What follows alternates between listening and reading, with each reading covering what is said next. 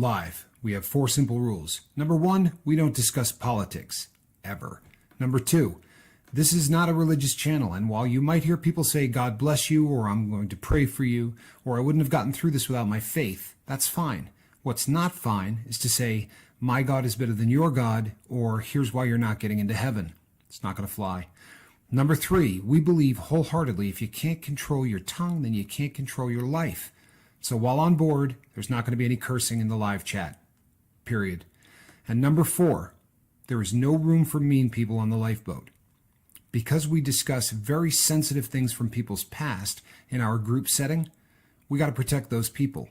The only way they feel confident and comfortable discussing those things is in an environment that is free of trolls and mean people. So if you're a mean person or you're a troll, we're going to block you for life. And if your account happens to be less than 24 hours old, we're probably a little suspicious right from the word go.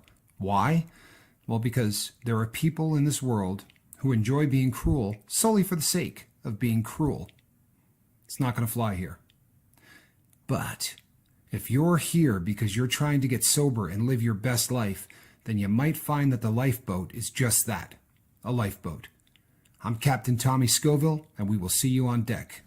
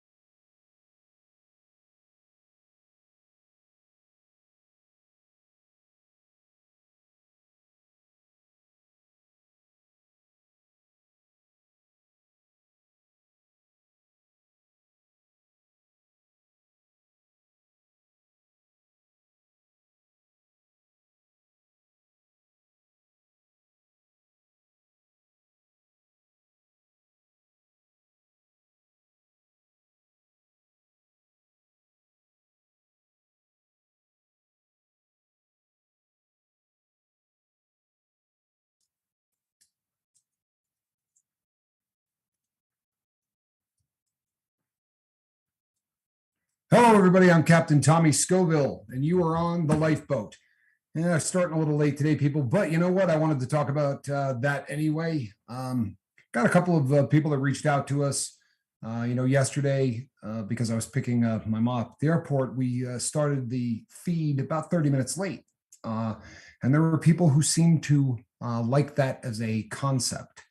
We, as I said to the people who took the time to message me, I would put that to the crew. If that's something that everybody is on the same page on, and people would like to see us do this at 6:30, we could do that. We're trying to always make this so that it's the most convenient for the crew, and that it gets the most amount of people to watch it. I know that puts you at 9:30 on the East Coast.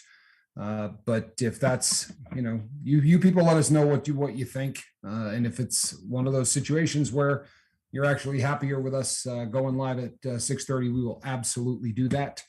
But we'll wait to hear what everybody says on that and play it by ear, I guess. My camera seems like it's, there we go. Look, all right, Mark? Kind of feel like I'm cockeyed. All right, good. People, so there's a lot going on in the world. There really is an awful lot going on in the world. And we don't, this is not a show that talks a great deal about politics. Now, that doesn't mean that from time to time, they don't directly overlap with issues pertaining to sobriety. And one of the things that is unfortunate with all of the things that are going on in the world currently is that one of the things that is the most important thing in this country to myself and my partner gets shoved in the back seat if we're lucky. Really what it gets is forgotten. And obviously, geopolitically, there's a lot of crap going on in the world.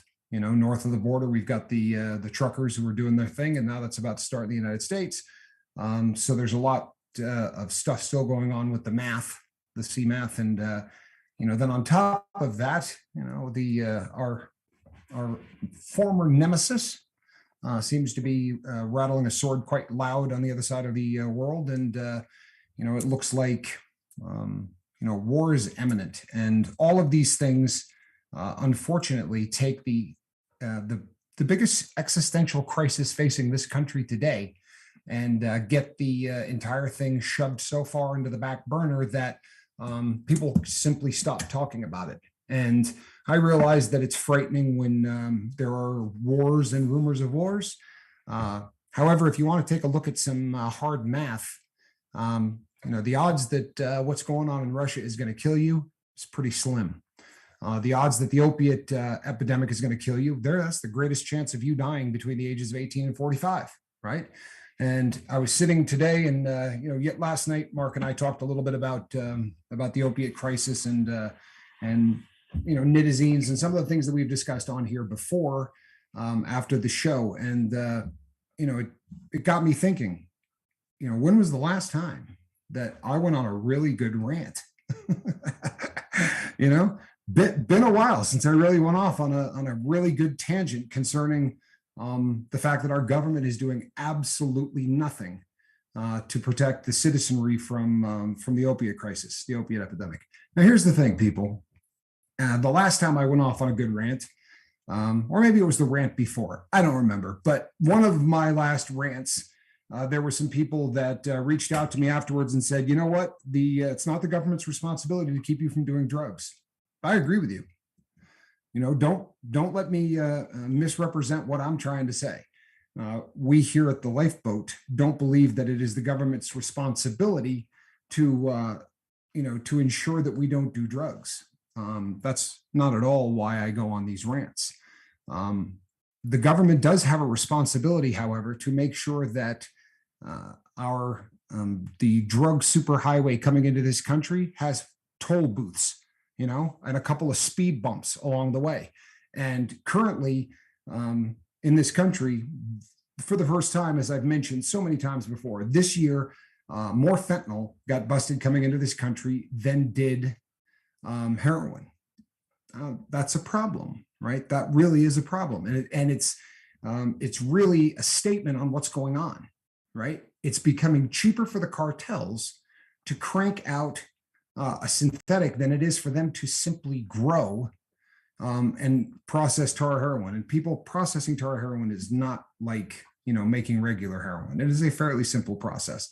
It's something that just about anybody in the world can be trained to do.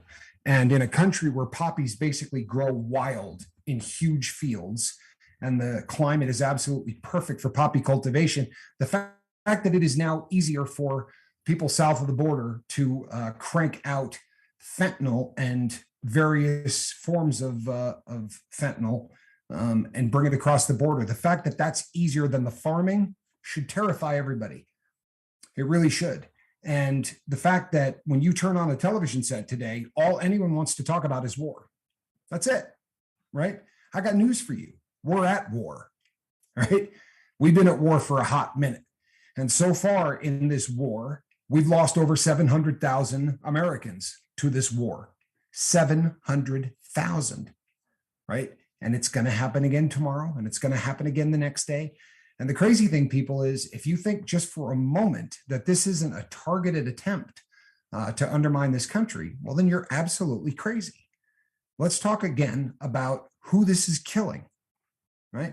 This is killing people between the ages of 18 and 45. Number one cause of death between 18 to 45 is overdoses. Does that age group mean anything to you? When I say 18 to 45, does anything jump off the page at you from 18 to 45? It should. Because if you're having a war, those are the cats carrying guns.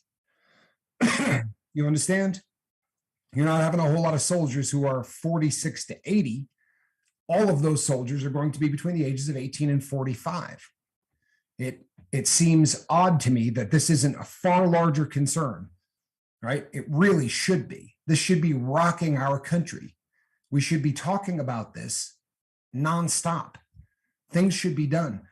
Believe it or not, seizures at the border are down, right? How is that possible? Think about that for a second. This is one of those things that exponentially every single year there should be more, right? We should be getting better at this, not worse at this.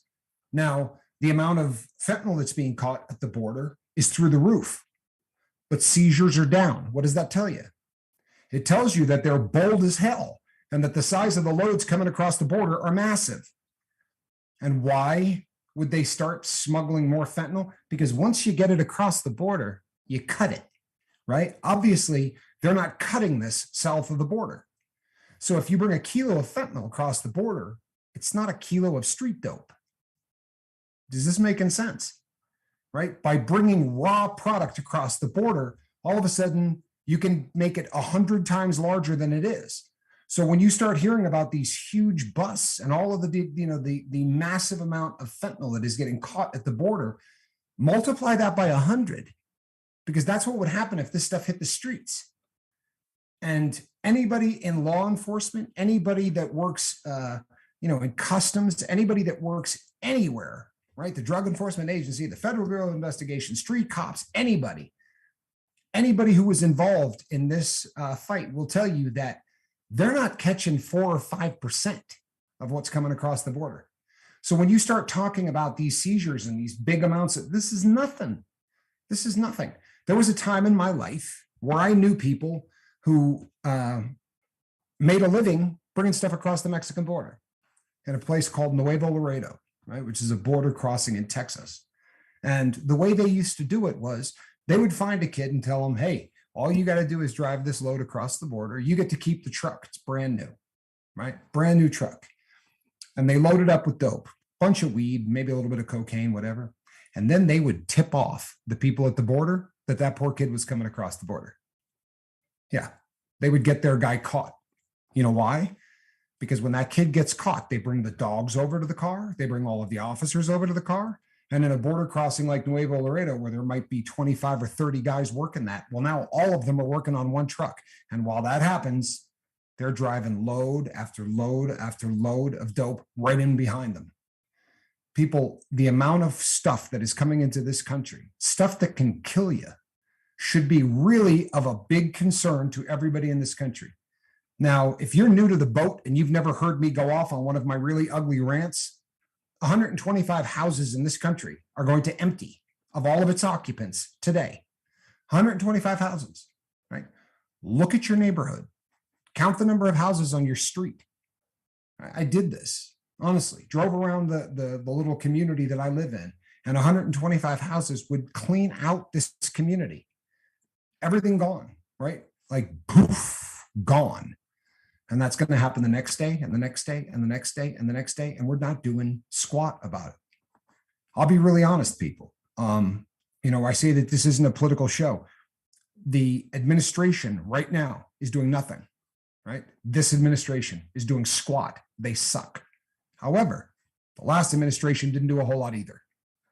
For real. No one is doing anything about this. This needs to be public enemy number one needs to be dope.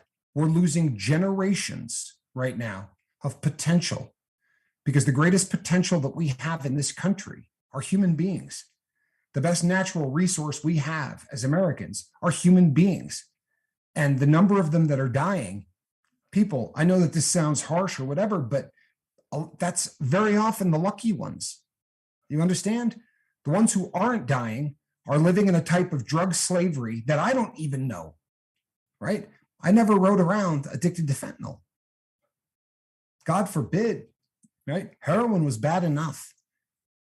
I know what that life was like. I spent a lot of time a slave to that crap. Okay, perfect. The fact that there's something stronger should terrify you. If you look up currently on the screen right now, my partner has put up some numbers. You know what? I am blind as a bat. Let me find glasses so that I don't misquote this. Or Mark, you want to give me a hand on this? Perfect. Thank you, my brother. Yeah. Okay, guys. Sorry, guys. Yeah. This is really shocking, some of this stuff. This is the latest numbers that we have, guys. And it's usually like a 2-year thing there, Tommy. Ain't that how they kind of do? They're usually at least a year and a half behind at a minimum. Right, because they're still trying to, compile all the information. But as you can, if you look here, it's 70,630 people died from drug overdose in 2019. Okay, that is a huge number. That's died. That ain't the amount of overdoses. You got 10.1 million people misused prescription opiates. Okay, 1.6 million people. I'm having trouble reading that one myself. Let me put this in so I can. There we go. People had an opiate use disorder in the past year. 1.6 million people. 2 million people used methamphetamine in the past year. Okay, we understand that ain't opiates, but all this stuff, there's so much codependency. It really does go that way. 745,000 people used heroin in the past year. That number right there should just scare you to death. Right. Because we talk about the billboard that I've seen that was running around my town. It hits everybody. And that right there is proof of it. That's not just inner city. That is everywhere. 50,000. Yeah, 50,000 people used heroin for the first time.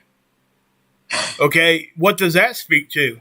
I mean, I'm sure you could rant about that for a minute.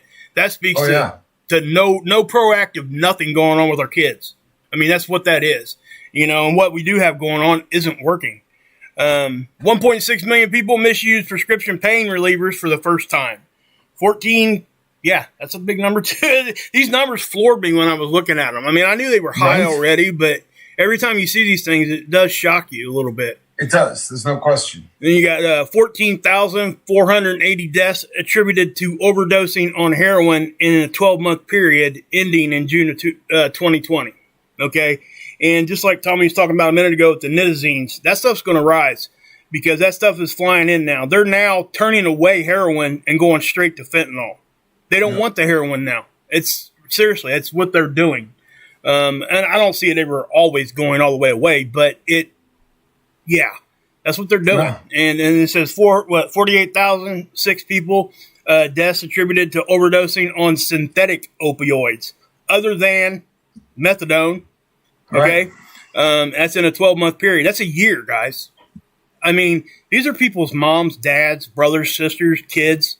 And these are, like I said before, it doesn't matter. It's not just inner city. Okay. And even if it was, to me, it makes no difference. Those are people. Those are people, like I said, moms, dads. But you're right. This is reaching every single town and every single part. I know I've said on the show before, but I grew up in a very, very small state. And as of the 80s, there had never been a heroin bust in the entire state. And now it's an epidemic, in the little state of Vermont, because the way that these, the people that sell this operate, they go and set up little cells. I don't think this got on the air, but it was something that that Dr. Jetmore was talking to Mark and myself about, of just how these little cells set up. And the first thing they do is come into town and stop by the methadone clinic and hand out business cards. Frightening as that is, that's really what they do, because there's an entire, army of people ready to buy their product. They treat this very much like a business. And people, I want you to keep in mind, when we look at these numbers, these are hard and fast. In other words, 2 years have gone by. They can verify all of these. They're saying already, right, that their estimate, and this always goes up, whatever the estimate that they give you, they always have to adjust it because of things that we explained in the past, like if there is a coroner's inquiry, right, that's not going to make it into the first round. So there's always these estimates, and they're always low. They always end up getting bumped up. But the estimates for the last 365-day period, which ended in April, right? So it would have been April of 20 to April of 21, basically, was over 100,000. So in the 1 year since they had printed this, it bumped up 30,000 more deaths. If that doesn't sound frightening, keep in mind that 70 was terrifying. 30 is about what, 40% increase, right? That's terrifying, people. A 5% increase would suck. But to go from 70,000 to 100,000, and I'm telling you, by the time they finish adjusting those numbers, they're going to be considerably higher than the 100K that they've been telling us. Go ahead. Do it up. Okay. I saw a comment by Verte talking about how this government was putting together packets for, with safe smoking packets and, with clean needles and crack pipes. There is a large contingency of people that agree exactly with what Verte is saying. And it's the fact that this government is doing everything within their power to normalize addiction, to make this, one of those things that, and people, we at the Lifeboat, we walk a fine line on this. We don't want addicts treated like lepers. We also don't want the world to go, oh, it's cool. You want some dope? We'll take care of you. We'll keep you high. But there really does seem to be a vested interest in not only normalizing this, but profiting from it. And that's pretty frightening stuff. It really is. On there, guys, it's broken down by gender, and that it's really interesting. If you guys wanted to take a look at that one, I'm not sure if you can see that real well or not, Tommy. Let's see here. I'm trying to bring it up full screen so I can read it if I need to. Yeah, I mean, I'll read it. If you need to, you need to bump me out of it, you can. No, do it. You're good. Yeah, I mean, I can. Okay. Here, let me. Yeah. No, I think people can see. It's just I when I'm doing this, I got a really small screen. I got a bunch of windows open. Anyway, right. Yeah, it says the national drug involved overdose death numbers among all ages by gender from 1999 to 2020, and you can see that there was no decline whatsoever. And guys, I mean, this stuff became very evident that we were in a crisis over 10 years ago. And so these numbers should really have started to at least level off, and they're not. So this, I know we talked about the 80s slogans with the just say no that never worked. It just didn't. As a matter of fact, in my opinion, I think it caused curiosity. And some of these kids would, it's like this, guys. You tell a kid or even an adult not to do something, what are they going to do? They're going to go do it. It's like, hey, over there, you see that person over there? Got a booger in his nose. Don't look. What do? You look. I mean, and it's the same thing here. But it does. Oh, and I think where we really came up short on that is that, you can't take a problem as large as drugs and get the solution to 3 syllables. And that really is, I mean, exactly what we did, and it was a nice concept. It was from the heart and all of that. It really was, but the whole just say no. I mean, you're talking about 3 syllables for the largest existential threat facing kids on the planet. And what really needs to happen is there's got to be education. We've talked about this so much before on the Lifeboat, but there has to be real education, and maybe giving our kids a little bit more credit than we give them. I am of the firm belief that if you give them all of the information that they need, then you trust them to make good decisions. Some are going to, some are not. But instead, what we would do primarily is lie to them. It's as if drugs weren't bad enough. We had to create all of the lies concerning it. I remember growing up, the one hit of crack, right? They told you all it takes, every single person who ever smoked it, right? One hit and you were addicted. And I remember thinking to myself when I heard that, there is no way in hell that is the truth. You're going to tell me there's a substance out there. And by then I was already abusing drugs and thinking to myself, there's a substance out there that one hit is going to addict you. And I did try it for no other reason.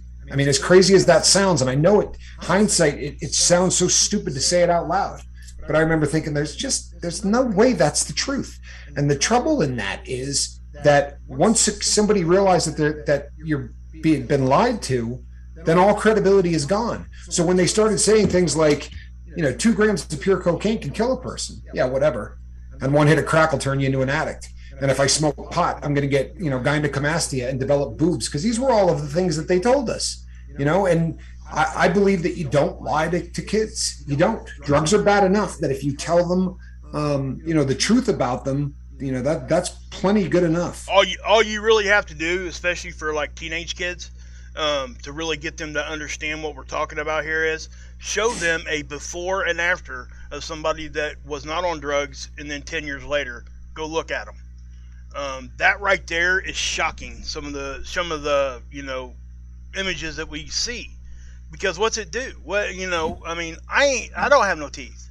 Now, I don't think it was from my drug use. I think it was from my surgery. But what I'm saying is that those are legitimate things that happen, and especially I don't want to use gender wrong here or anything like that. But for girls, it's probably a little bit more important to look a certain way. Most people would agree with that.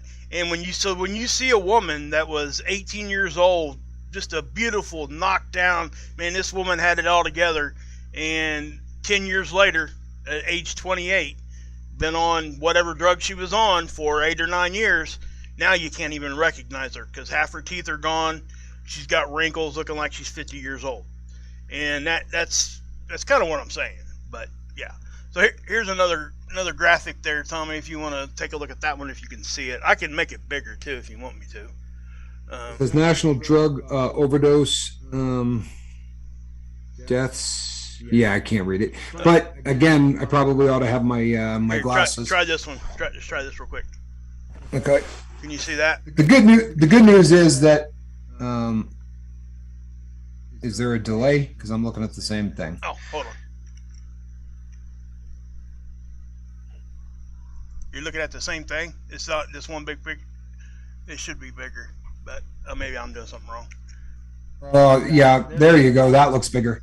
The national drug involved overdose deaths numbers along all ages. This is from 99 to 2020. And here's the thing, people.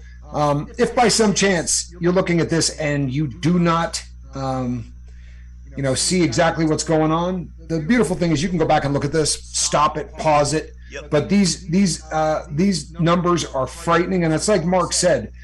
I think what really jumps out at you is that this is just a steady, climb. And look what happens at around 2014, I believe that is. Do you know what line that is? That's synthetic opioids. That's synthetic opioids. So, and if this is not exactly what we're talking about, this is the point at which all of a sudden it's cheaper now to do the fentanyl route than it is to do anything else. Yep. They're not even. It's getting to the point where there's no point in them even producing heroin because of how cheap they can make fentanyl instead. And people, make no mistake, you know where this is coming from, right? Here's the good news. The good news is you're all here and you're all going to hear this, because by the time I'm done saying it, I guarantee you no one else is ever going to hear it. But that red flagged country that just held the Olympics, that's where all of this dope is coming from. Yep. I mean, absolutely make no mistake about it. And that's exactly where it's going. Yeah, and believe it or not, guys, most of it is actually coming from the exact place where all this stuff started. Right. 2 years ago. Oh yeah, C plus. the mass. Yeah, it's all of it is coming from the exact same place. It's the same lab, guys. Bridget says, "Please pray for my brother Tim. He's an alcoholic. I just spent 4 weeks caring for him after he broke his leg while drunk. He's now drinking again, and I am heartbroken." Bridget, you have my word. We will keep him in our prayers. Yep. And yeah, I just thought we're sorry to hear that. That's heartbreaking. That's horrible. It really is. I just thought it was, this one graphic here kind of shocked me a little bit, because we know that things are going to rise, right? I mean, we get that, but to see that sharp of one in just like 3 or 4 years, straight up. I mean, just not even a slow curve like the rest. Look at all the other ones. The other ones are all pretty much, they're all increasing, but they're not spiking like that is. And it's so in your face right there. If people can't see it, they never will. Well, here's the thing, though, and this is my beef. If people do see that, where are they going to see it? They're either going to go out there and research it themselves, or they're going to catch one of the rant episodes here on the Lifeboat, because the people that should be warning us about this, right? If you're not going to stop this stuff at the border, if you're not going to make a very serious effort to do some kind of interdiction to make sure that this stuff isn't hitting the streets, for God's sakes, warn the general public. You know what I mean? Do you know how many places are passing laws that it's illegal to have a fentanyl test strip? Right? God forbid you have something that can keep you from dying, if you're abusing drugs. Yeah. I'm torn, people. I don't want to see, I don't want to see kits where they're handing out crack pipes. I'm not that guy. Right. But anything that they can put into place to keep people from dying. I mean, we're talking about death. This isn't fun and game stuff. This is as serious a threat to this country and to the people of this country. There is nothing larger right now threatening the lives of the people in this country.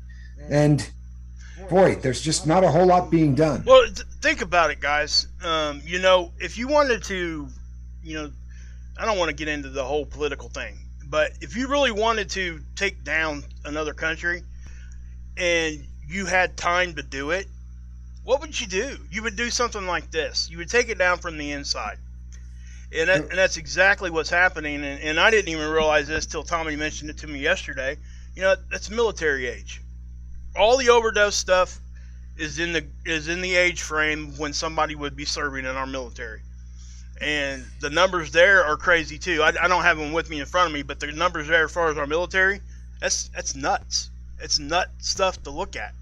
And unfortunately, like I said, guys, there's not a whole lot, especially when with the military, there is, that's straight because they're owned, right? The government owns you when you sign up for that.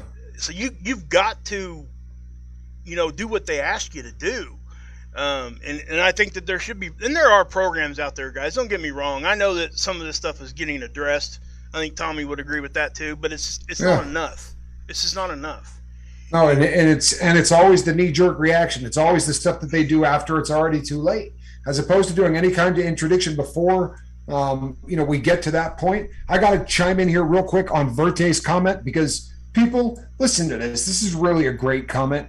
Verte is talking, about Bridget's brother, who's fighting alcoholism, and Verte said, I'm fully involved in AA. I'm 10 years into the program. There is no substitute for actual alcoholic to alcoholic in-person meetings. People, I am not going to disagree with that in any way, shape, or form. There are people for whom there's an intimidation factor, but addict to addict is really the only way that people seem to get help and to get, I shudder at the word cured. I really do. But to get the kind of treatment that people need, it's always addict to addict.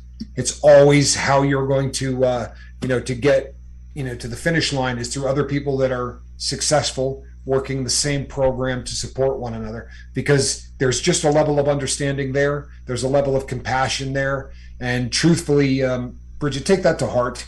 If there's a way to get your brother to meetings, if there's a way to get your brother into some kind of a program where his peers are going to be people who are also recovering from alcohol, it is the best possible case scenario. Verte is, I could not agree with that more. Yeah. I literally could not agree with that more. And I would say the same thing. I would totally agree because, guys, peers are where it's at. It really is.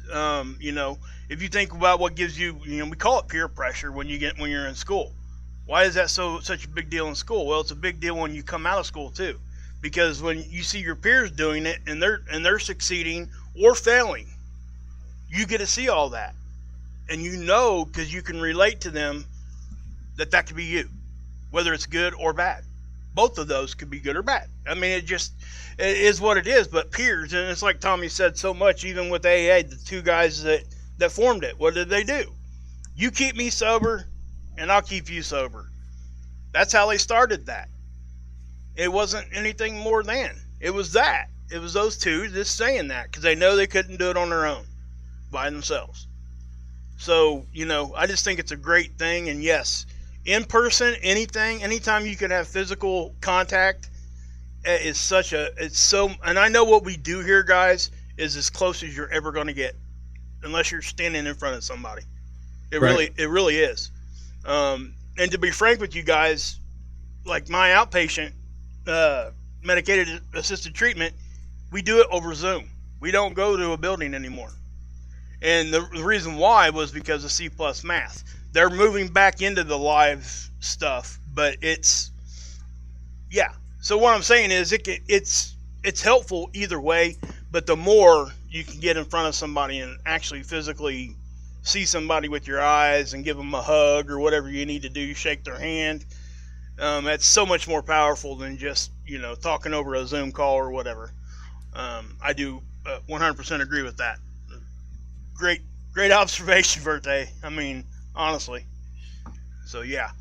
There's a new graphic there, Tommy, if you wanted to take a look at that one. I'm not sure if you can see it very well. I can read it if you need me to.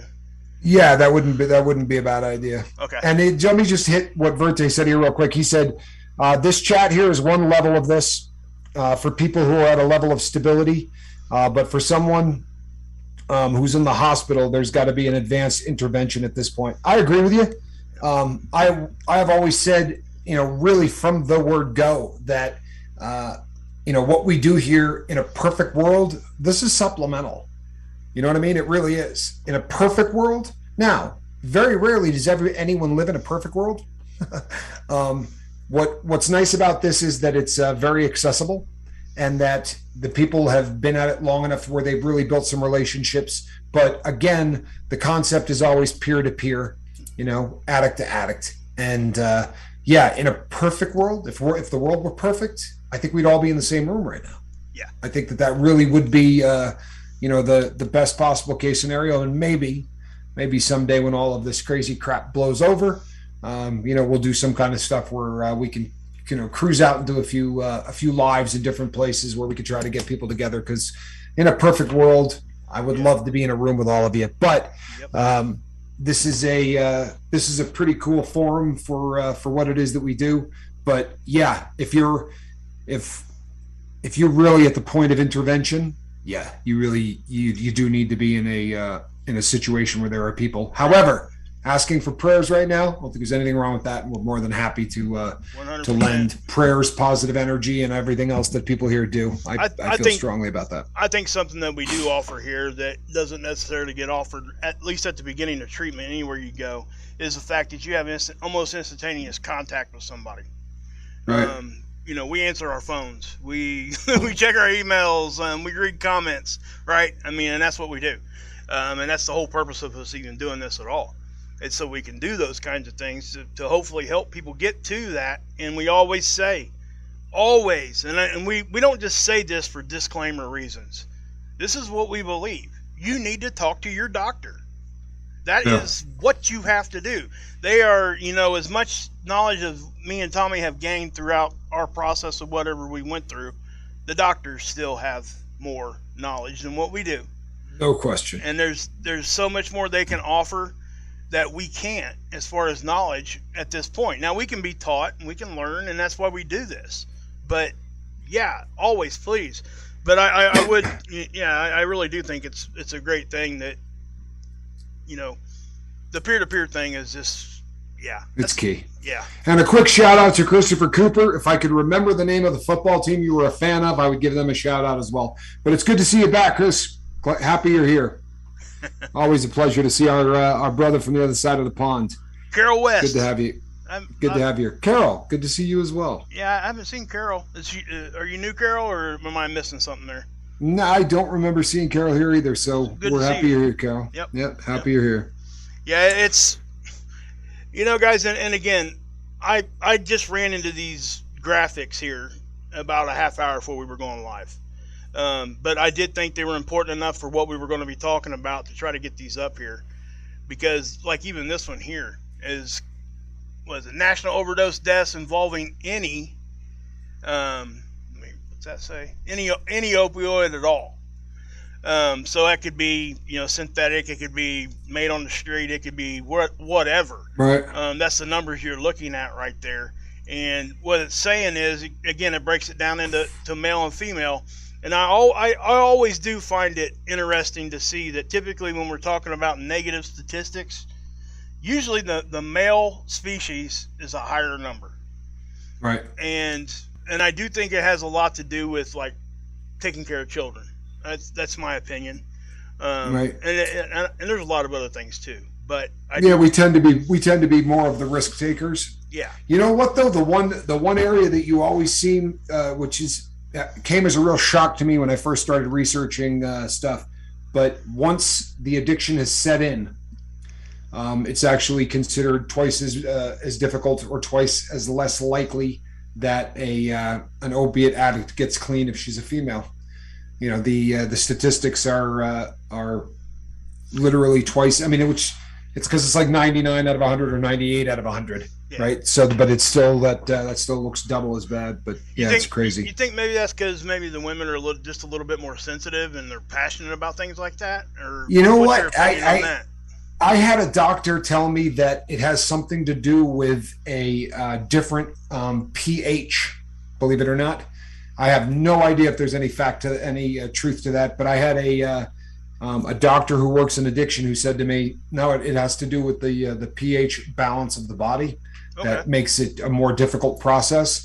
But honestly, I don't know. All I know is that I believe that if you get somebody into a situation where on a regular basis there is addict to addict intervention and addict to addict counseling and talking and just sharing, and if you people, what it really boils down to, in my opinion, all the time is that if you're taking an hour a day or 2 hours a day or 45 minutes a day every day of your life and concentrating on what it means to stay sober, that's a really good start. You know what I mean? It's so oftentimes people decide that they want to, quit drinking or quit doing drugs, and they feel like it's going to be a New Year's resolution where you go, yeah, I'm going to quit doing this, right? And then you go on and live your life, and everything is supposed to just get better. And Niall Parkinson said it just beautifully yesterday, where he said, to get sober is to face your demons, but you don't get rid of them. You know what I mean? You just learn to walk with them. Yeah. And you learn to cohabitate, with them. And I think that really, was pretty beautifully said. I think, and he's like that a lot, but that was one of those things that Niall said that really kind of, well, I think that's a great point, because, they're with us all the time. It doesn't mean you have to entertain them. And, right. And it goes back to what we talk about, where we can't help what we think, we can just help how we react to what we're thinking. And yes, we can guide ourselves, and we've talked about that ad nauseum probably at this point. Yeah. But the fact of the matter is, guys, that stuff is it's going to be there at some level in your life for the rest of it. And I know that might sound depressing to some people, but to me, it's not. At least not to the level it used to be, because I can now look back and see where I've progressed, and I can see what caused me to get there. And I see that, and I'm proud that I'm able to suppress that. So it's in a weird way, it's actually reaffirming that I'm doing good, even though, because it's still there. Right. I care enough about myself and my family that I don't want to go back to that. So what's the best way to remember that was what you did back then, is to make sure that you can still see it. You don't have to talk to it, but yeah. So Alaska Lady said, my mom was able to quit. A ton of women were able to quit. A ton of women are able to quit and successfully do it. It's just that statistically speaking, it is a more difficult thing, according to all of the literature, for a woman to get clean off of opiates in particular than a man. But a ton of women are successful doing it. And I saw that Christopher Cooper said, I don't believe that at all, Tommy. I assume that you're talking about the thing about demons, where I said that, what Niall had said. I assume that's what you're talking about. And I think what he means by that, because I really do feel that that's the case. But the reason that I believe that is, and this is something that comes up all of the time when to talk to people who are in recovery, is that, when you face your demons, when you face what you've done in the past, that never goes away, right? The guilt from your past, the memories of 35 years wasted or 25 years wasted, and all of the people that you lied to and all the people that you did things to, that stuff sticks with you, but you learn to live with it. You learn to cope with it. And you learn to deal with it. I think that's really where I was going with that. Yeah, I mean, and yeah, I mean, I think that I 100% agree with you on that. That's one of those things that, yeah, and again, listen, we've said this too. You know, everybody's road is different, and it has to be treated as such. So, you know, if one person's able to get clean this way or stay sober this way, if it's better for you to try to block that completely out of your mind, I'm not here to tell you that it's not. You know, it's not for me to decide. It's just for me to share with you, and Tommy's doing the same here, what we've been through and what works for us. And, you know, and again, what works for us isn't necessarily going to work for everybody. It just, you know. There are as many paths to sobriety as there are people, but I do believe that there are certain things that, you know, are sort of gold standards, you know, group counseling, yep. Right? Peer-to-peer, addict to addict. Most definitely. Yeah, I think that that's kind of the gold standard. But yeah, there's a million approaches in a million different ways. Christopher Cooper said, "We care enough to be here. Let's be honest. We are here because we care about ourselves and others. I love you all." Christopher, that's a really cool thing to say, man. Yep, that was awesome. Really is. That's an awesome comment, man. Appreciate that. That's awesome. Yeah, I love that. I really do. Awesome. So Pete, go ahead. There's another graphic up here I thought was that you might want to. Here, I can read it for you. It's okay. It's the national overdose deaths involving prescription drugs, opioids, right? Number among all ages from 1999 to 2020. I found it very, very interesting that prescription opioids without any other opioid, that number dropped. So what's that telling you? It's telling you that people are getting their drug from whatever doctor, and then they're hitting the street getting more. And I think that this is partly the reason the CDC is backing up a little bit on what they were trying to mandate. I think this is part of it. I don't know for sure, but that's just, like I said, it's just for me, you know, kind of initial look on this. But it also says prescription opioids in combination with synthetic opioids other than methadone. They always leave methadone out of it, guys, because used to be used for pain med, kind of still is, but it's more for withdrawal. But yeah, you can definitely see that right around when the opiate crisis was in its height, you know, and I found it extremely interesting that prescription opioids without any other opioid went down, but then prescription opioids in combination with synthetic opioids went up. I'm talking like it's now above the other one. So right. That to me is that these are the stats that we can look at and really see what's going on, because that's going to tell you right there. You know, the opioids without any other opioid means you're just taking your meds the way you were supposed to, or you weren't, but you're still just on that one drug or whatever. The other ones, they're talking about synthetic stuff. You know, that's when you're talking about like Dilaudid and fentanyl, right, and all those things. Sure. So, yeah. I think what this kind of points to is that people, like I said earlier, people are dropping like even the black tar stuff and going straight to the really, really bad fentanyl stuff. And now they've like we did the one show with the nitazene. That's even stronger than fentanyl. So yeah, it's up to 6 times stronger. Yeah. Yeah, it's crazy. But yeah. So yeah, I mean, yeah. I just think that this is a really good topic for all of us, because I really do think it stimulates us to really look at what we're doing and look at what you're doing in your life and see how what you're doing in your recovery, and you could kind of compare it to like a national number and why we're doing this and why are things happening the way they are.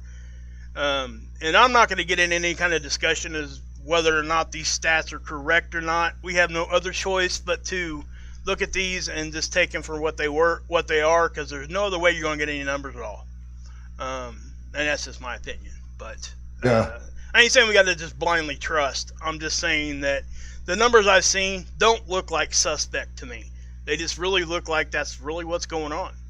You know, I don't think any of us could say 100%, but yeah, guys, and you know, there's other things going on too, and I don't know, I don't think we're going to talk about it tonight because it's such a long and it's such a, I don't know, controversial subject with you know, the stuff that's popping up in New York and what they do up in Canada. Well, and you know something, I think that this is like we were talking about last night. I think this is a subject matter that's going to be coming up here in the future. People and it will be it's going to be controversial, but I think it's probably something that's going to spark some healthy debate. We're pretty cool in here about being understanding of other people's views. I mean, honestly. Respecting dissenting opinions. This is a place where, you know, not everyone has to agree with everything everyone else says. We just got to respect one another, and you know, you can respectfully disagree. You know, that's not such a bad thing. And I don't want to just say that and leave you guys out there hanging a little bit. It's more along the lines of the smoking kit thing we were just talking about, and what other options are popping up around the world. I know Chris is up north. Is Gift Freak in here or not? I didn't know if I seen him or not. You know what? He's working. I haven't seen it. I don't think he's. I know when he's out, you know, on site, he's hit or miss. He's usually here more. You know, it's rare we miss him, but when he's working, it's a little tougher. So 40-foot garbage man's up there. Yes, he is. Okay. And we will pray for you, my brother. Yes. It is scary times up there, to be sure. It is, yes. And so I you know, like I said, I've only seen it on TV or whatever. These clinics that people could go to and do their drug.